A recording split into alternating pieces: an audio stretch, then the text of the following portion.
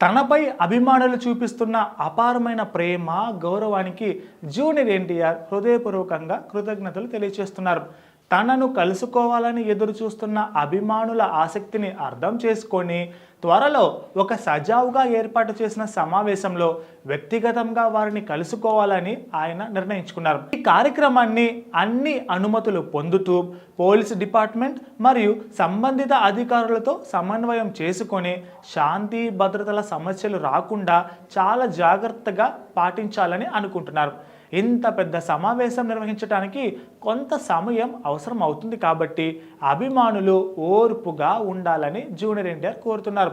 ఈ నేపథ్యంలో అభిమానులు తనను కలుసుకోవడానికి పాదయాత్ర వంటివి చేయొద్దని జూనియర్ ఎన్టీఆర్ విజ్ఞప్తి చేస్తున్నారు. తన అభిమానుల ఆనందమే కాదు, వారి సంక్షేమం కూడా తనకు అత్యంత ప్రధానం అని మరోసారి స్పష్టం చేశారు జూనియర్ ఎన్టీఆర్.